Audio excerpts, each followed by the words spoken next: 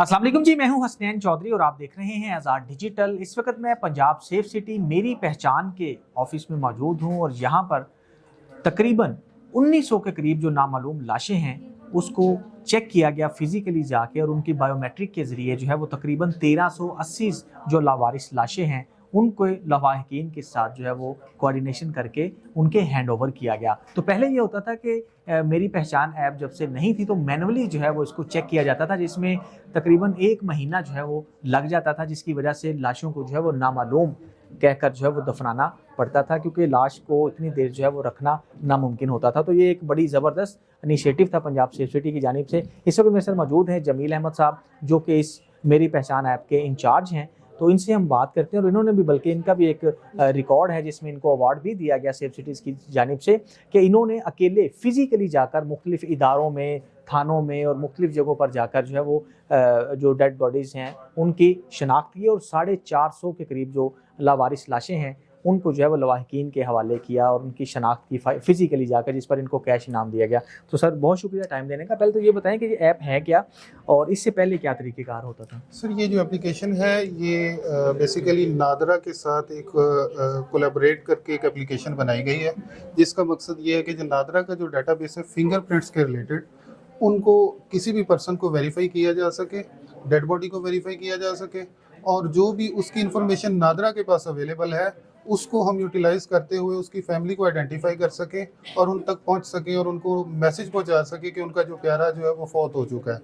तो इसमें जो पहले सिस्टम था वो पुलिस के क्राइम सीन यूनिट्स तो हैं वो फिजिकली जाते हैं, वो जाकर एक फिजिकल कार्ड पर उनके मैग्नेटिक इंक के साथ फिंगरप्रिंट्स लेते होते हैं। उन फिंगरप्रिंट्स को वो फिजिकली बाय डाक जो है भेजते हैं नादरा के ऑफिस में। अगर कोई उनका रिकॉर्ड मिलता है तो अगेन लेटर एक जो है नादरा की तरफ से इशू होता है जो पुलिस के पास आता है, और उसके बाद उनकी फैमिली को आइडेंटिफाई किया जाता है। इस सारे प्रोसेस में तकरीबन 15-20 दिन लग जाते हैं, समटाइम्स इससे भी ज़्यादा लग जाते हैं।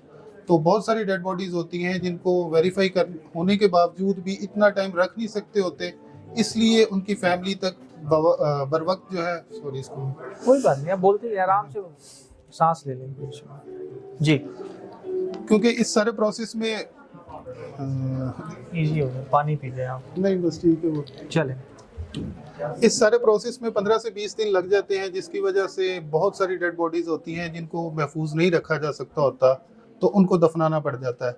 तो बहुत सारे वाक़यात में ऐसे होता है कि उनकी फैमिलीज़ को इन्फॉर्म भी नहीं कर पाते। तो तकरीबन अगर हम 1 साल 2 साल पहले की बात करें तो 90+ जो परसेंटेज है ऐसी डेड बॉडीज़ की, उनको जो है बेनाम ही दफना दिया जाता यानी था। नामालूम जो है वो दफना दिए जाते हैं। तो ऐसी डेड बॉडीज़ जो है वो नामालूम ही दफना दी जाती थी। लेकिन अभी जो है इसका जो है बहुत ज़्यादा इम्पैक्ट आ रहा है। तकरीबन 70 to 80% जो डेड बॉडीज़ हैं उनको ना सिर्फ कि वेरीफाई कर लिया जाता है, बल्कि विद इन ए डे उनकी फैमिलीज़ तक जो है इंफॉर्मेशन पहुंच जाती है और वो उसको अपने बाइज़्ज़त तरीके से ले जाते हैं और खुद दफना लेते हैं। अच्छा, मुझे ये बताएं कि ये एप्लीकेशन कहाँ कहाँ वर्क कर रही है और बॉडीज़ को कहाँ कहाँ शनाख्त आप फिजिकली जाके करते हैं? इस वक्त सर एप्लीकेशन जो है पूरे पंजाब में हमारे जो सेंटर्स हैं वहाँ पर ये काम कर रही है। जो भी एक टीम हमारी तरफ से असाइन होती है, क्राइम सीन यूनिट या हमारी अपनी टीम, वो फील्ड में जाकर जहाँ भी डेड बॉडी मिलती है वहाँ पर या डेड हाउसेज में जाकर या हॉस्पिटल्स में जाकर वेरीफाई करती है। उसके बाद वो फिंगरप्रिंट्स की जो इन्फॉर्मेशन होती है वो हेड ऑफिस में लाकर उसको नादरा के सिस्टम में सबमिट कर दिया जाता है। 15 से 20 मिनट में नादरा की तरफ से हमें उसका रिकॉर्ड मिल जाता है, तो उसके अकॉर्डिंगली जो है फिर उसकी फैमिली की आइडेंटिफिकेशन का जो प्रोसेस है वो स्टार्ट कर दिया जाता है।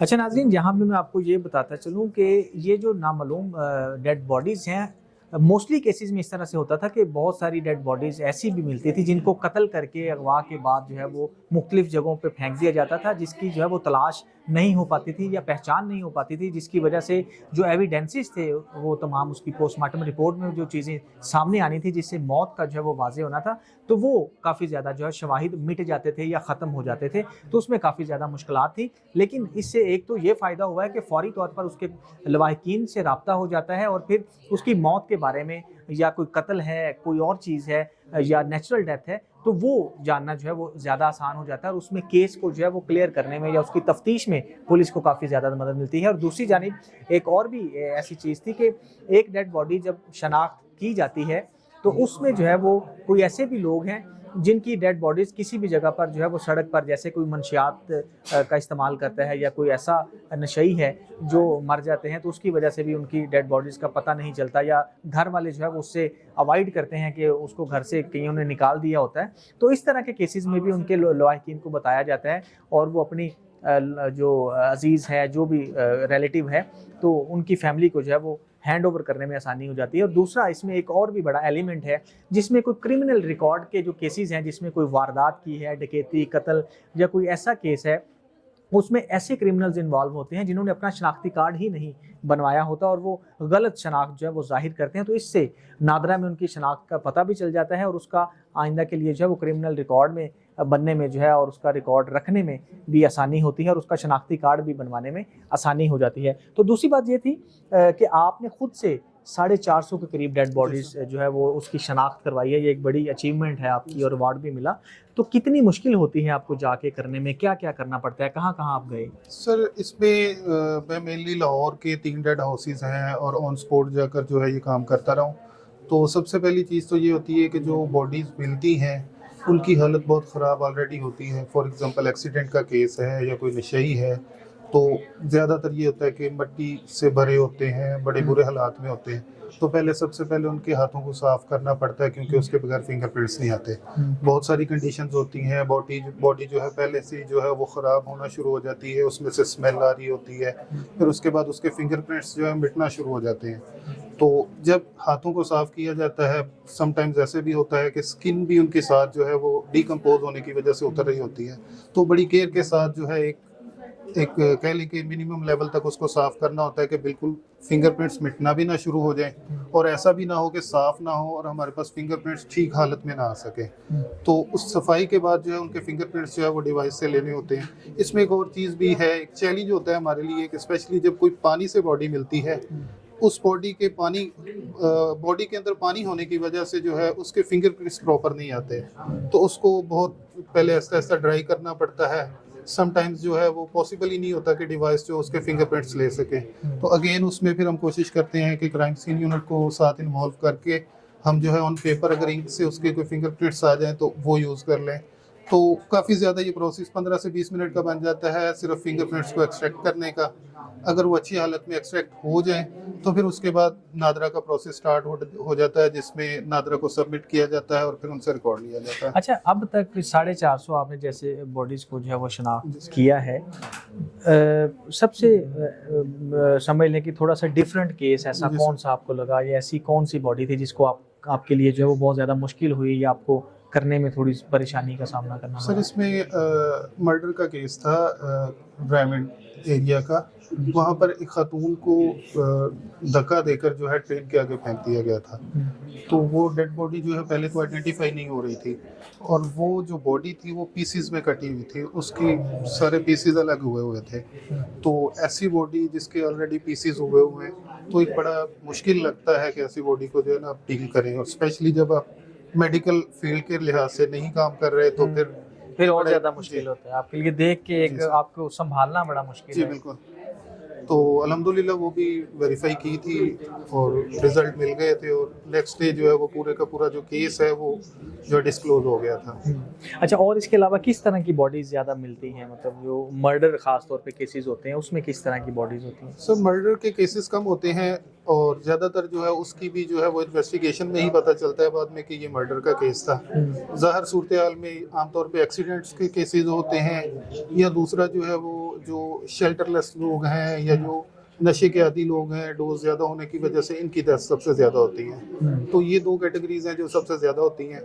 और आमतौर पे जो सबसे ज़्यादा हमें वेरीफाई जल्दी हो जाते हैं वो एक्सीडेंट के केसेस होते हैं, क्योंकि एक पर्सन जस्ट उसके पास डॉक्यूमेंटेशन नहीं होती लेकिन वो एक अच्छी फैमिली से बिलोंग करने वाला एक बंदा जो है वो सड़क पर जाते इस तरह मिल जाता है हादसे का शिकार होने के बाद, तो उसकी फैमिली वगैरह जो है जल्दी मिल जाती है। अच्छा, सबसे पुराना केस कौन सा है जिसमें बहुत ज़्यादा अरसा गुजर गया हो, 2 साल 4 साल या 5 साल, जिसको आपने मिलवाया हो या जिसका पता चला हो? सर इस वक्त Punjab institute of mental health का जो हॉस्पिटल है यहाँ पर बहुत सारे केसेस हैं जहाँ पे 20-20 साल बाद भी ऐसे लोग हैं जिनको उनकी फैमिलीज के साथ मिलवाया गया है। अच्छा, और वो जी ये सर तो बहुत बड़ा, 20 साल बाद उन्होंने जी सर। पहचान लिया। जी सर, एक केस हमारे पास मुजफ्फरगढ़ से आया था। उसमें 2017 में वो बंदा अपने घर से मिस हुआ था। उसका 2017 हाँ जी, ज़हनी तवाज़ुन का शिकार था।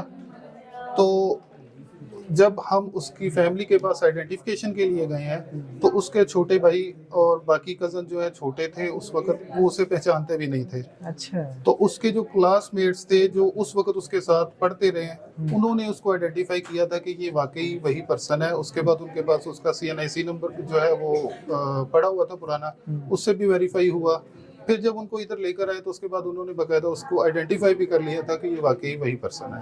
अच्छा, यानी कि आप समझ लें 17 और 8 साल बाद आपने एक बंदे को घर से मिलवा दिया। जी सर, बहुत सारे केसेस हैं, 8 साल बाद वाले भी हैं, 6 वाले भी हैं, उसके बाद 2-3 साल के बाद वाले भी काफ़ी सारे केसेस हैं, और 20 साल अच्छा, का एक ऐसा भी केस कोई है। केस है जिसमें कोई बच्चा माँ से मिला हो और उस वक्त जो मनाजिर हो, कोई दुआएं इस तरह आपको मिली हो? जी सर, बिल्कुल, बहुत सारे केसेस में ऐसे हो चुका है। हम्म। अभी लास्ट कोई मंथ ऐसा प्रोमिनेंट केस जो आप जी सर, बताना चाहें? फैसलाबाद का एक केस था जिसपे बेटा जो है वो अपनी वालदा को काफ़ी देर से ढूंढ रहा था, और वो उनका कहना था कि मैंने कराची तक जो है हर जगह जो है तलाश किया है, हर जो ईदी सेंटर्स और दूसरे जो ऑर्फनेज हाउसेज मतलब उसने वगैरह अपनी होते हैं, पूरी कोशिश पूरी कर ली कोशिश हर की जगह है।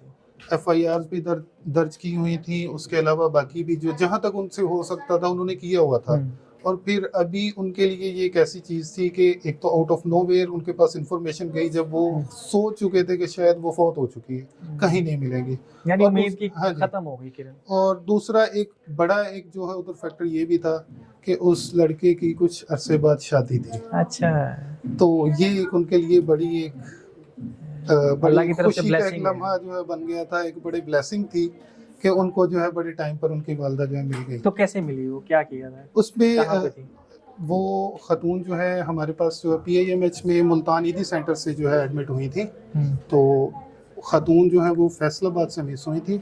उसके बाद वो शायद मुल्तान में गई थी किसी काम के लिए, जहाँ पे वो रास्ता भूल गई।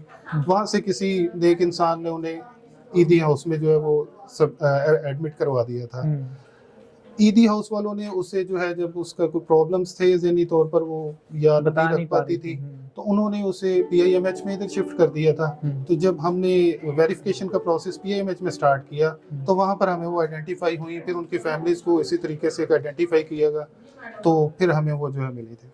तो जब आपने उनके घर वालों को बताया तो बेटे का क्या रिएक्शन था? सर, वो रोते रहे हैं, वो बड़ी दुआएं देते रहे, और उसके बाद भी हमारा उनके साथ कांटेक्ट रहा है, और वो खुद इस चीज़ को एक्सेप्ट करते हैं कि ये सिस्टम हमने पुलिस में नहीं इससे पहले देखा, कि एक तो बड़ा जो है वो फ्रेंडली होके एक तो चीज़ों को डील किया जाता है, और फिर खुद पुलिस आपके डोर स्टेप पर आकर आपको इन्फॉर्मेशन दे रही है कि जी आपका ये प्यारा जो है हमें यहाँ पर मिला है, आए आप इसको रिसीव करें। चलिए सर, बहुत शुक्रिया, thank you so much. Welcome sir.